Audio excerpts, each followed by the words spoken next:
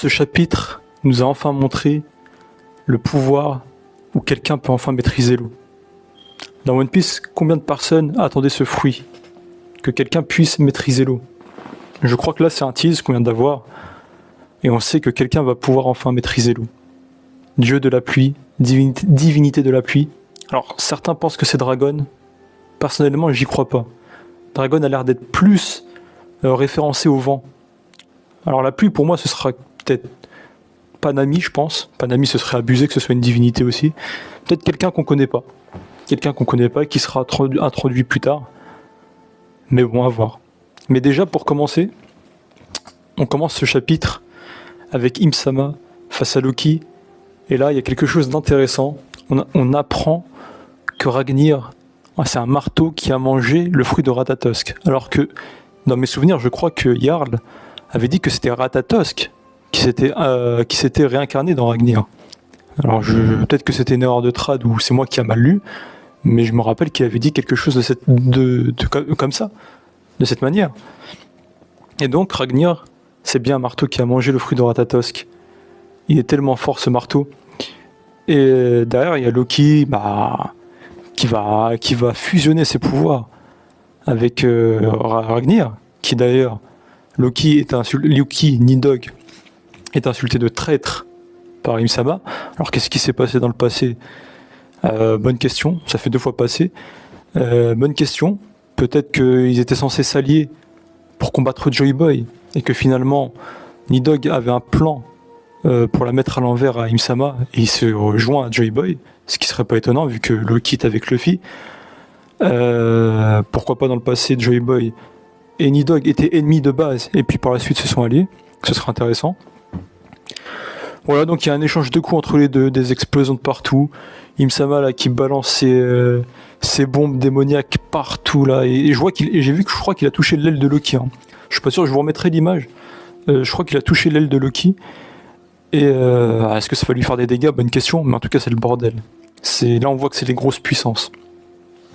Par la suite, on passe à Bonnie. Hein. Bonnie qui est avec Vega, qui voit ce qui se passe, qui a peur. Et Sanji qui a été mis à terre. Sanji, qui a un exosquelette de fou furieux, a été mis à terre suite à un gros coup de pied, un gros schlass de Im-sama.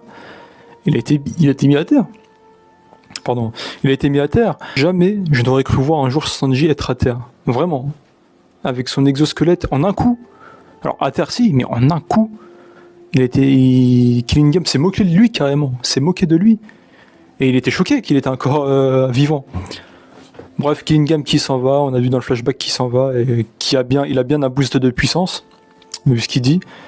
Le Omen donne bien un boost de puissance, hein, c'est cheaté, hein. C'est n'importe quoi. Et du coup, Sanji qui se réveille et qui dit « Mais je peux pas faire ça. Je ne peux pas... c'est le pays que Luffy et Usopp admirent. Il est obligé de faire quelque chose. Et il sait que les enfants sont en danger. » Donc Killingham s'en va. Et on voit ensuite le hibou qui a protégé finalement les livres dans la bibliothèque. Et bon, ça, je pense que beaucoup s'en doutaient.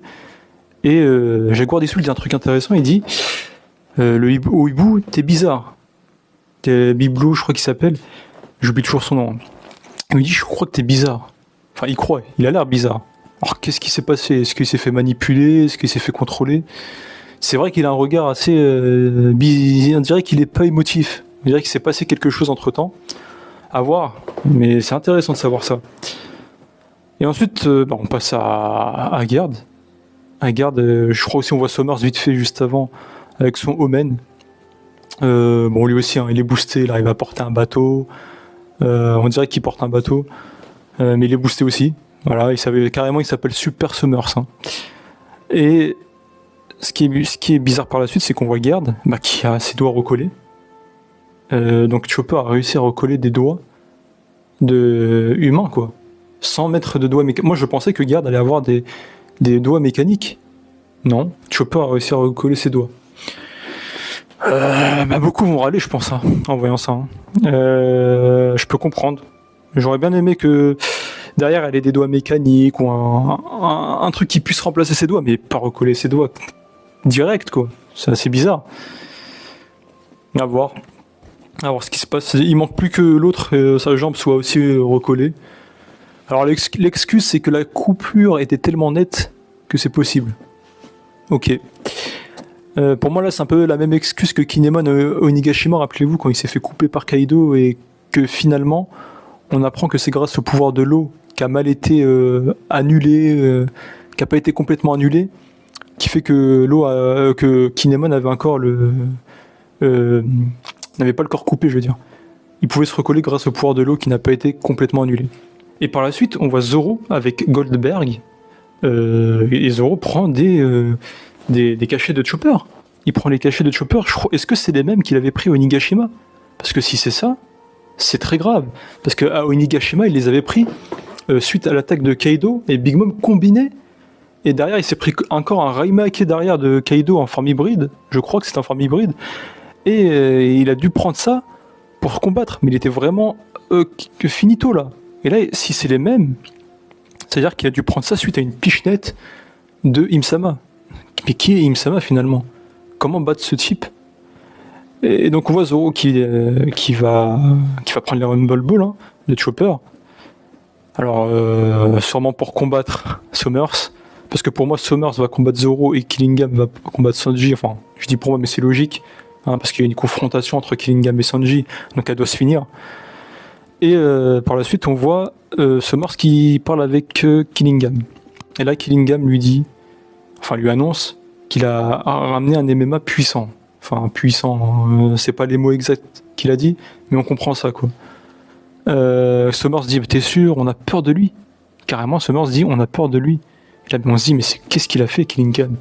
Qu'est-ce qu'il a ramené? Même Killingham, il panique un peu en sachant qu'il a ramené ça. Et là, on commence à voir une main. Alors moi, au départ, j'avais pas compris ce que c'était. Et là, on voit une main avec des bulles bizarres. On sait pas ce que c'est. On voit qu'il pleut. D'ailleurs, petit aparté, mais dans cette discussion, on apprend aussi, du coup, c'est officiel que Im-sama, le corps que possède Im-sama ne peut pas rester à l'extérieur. Hein. Donc, est-ce qu'il est nerf pendant ce moment-là? Je pense que oui. Son vrai corps est à Marie-Joie. Enfin, je pense qu'il va ressembler à ça, mais sa pleine puissance est à Marie-Joie. C'était une petite aparté. Et on vient à Killingham, qui dit que dans les légendes du monde d'en bas, donc le monde inférieur pour lui, il y avait un monstre, carrément un monstre, qui pouvait déverser de la pluie sur la tête des gens. Et donc cette personne, c'est le dieu de la pluie, et qui s'appelle Zaza. Et enfin, on a l'introduction d'une divinité, ou d'un pouvoir, avec de l'eau. Et ça, on l'avait pas vu. À part les hommes poissons qui pouvaient maîtriser l'eau de mer avec leur technique, mais quelqu'un qui peut maîtriser de l'eau elle-même, ou qui peut être de l'eau elle-même, ça, on n'avait pas vu ça, et c'est ce qu'on attendait. On se disait, c'est quand que quelqu'un va avoir le fruit de l'eau? Alors, est-ce que ça s'appelle le fruit de l'eau? Parce que bon, c'est le dieu de la pluie, mais quel est le nom du fruit en soi? C'est le nom du dieu de la pluie aussi? Dieu du soleil? Sûrement, c'est le fruit de Zaza, le dieu de la pluie. Donc, il y a potentiellement quelqu'un dans le présent qui a le pouvoir de l'eau avec le fruit du Zaza Nomi, le Zaza Nomi. Ce serait incroyable. Je sais pas qui c'est. Moi, je pense pas que ce soit Dragon, encore une fois. Dragon, pour moi, il est vraiment référencé au vent. Et même dans le live action, tu vois que Dragon est vraiment référencé au vent quand il se tient Smoker. C'est vraiment du vent qu'il y a. Alors certes, il arrive à faire un éclair pour sauver Luffy, de ce qu'on voit, mais je ne pense pas que Dragon soit le dieu de la pluie. C'est pas possible. Il n'est pas référencé à la pluie, Dragon. C'est clairement le vent, le vent, le vent. Et il y en a qui pensent que c'est Nami. Je ne pense pas. Ce serait trop cheaté que Nami devienne une divinité d'un coup. Comment? Où trouver ce fruit? Ou est-ce que c'est quelqu'un qui l'a déjà mangé? Moi, je suis partant pour dire que c'est quelqu'un qui l'a déjà et qu'on ne connaît pas. On n'est pas forcé de connaître tout le monde dans One Piece. Peut-être qu'il y avait une personne cachée qui a mangé ce fruit, qui attendait le bon moment pour passer à la guerre, s'allier avec Luffy et combattre aux côtés de Joy Boy, de Nidhogg, pour combattre le diable. Et le dieu de la forêt, c'est vrai que le dieu de la forêt, on ne sait pas c'est qui. Peut-être Dragon, à voir. Mais là, ce qui est intéressant, c'est que Eiichiro Oda introduit encore de nouveaux personnages, alors qu'on est à la fin de l'œuvre. Et ça, c'est pour pour moi, c'est pour préparer la guerre finale. Si le gouvernement a peur de Zaza, c'est que cette personne qui aura le fruit aura un rôle majeur pour la guerre au sommet à Marie-Joie. Je ne vois que ça. Et on va voir ce qui se passe par la suite parce que c'est un fruit intéressant. Moi, un fruit de l'eau, c'est ce que j'attendais en vrai de fou dans One Piece. Le potentiel que tu peux avoir avec de l'eau, c'est une dinguerie. Ça, tu fais ça avec du haki. J'imagine pas les dingueries que tu fais. Dites-moi pour vous, vous pensez que c'est qui a ce fruit? Est-ce que c'est Dragon? Est-ce que ça va être Nami? Ou c'est une personne qu'on ne connaît pas? Ou autre? Vous avez une autre idée en tête? Ça m'intéresse. Là-dessus, c'est pas mal parce qu'on peut encore théoriser. Et c'est pour ça qu'on aime One Piece. En tout cas, faites très attention à vous. Et moi, je vous dis à la prochaine.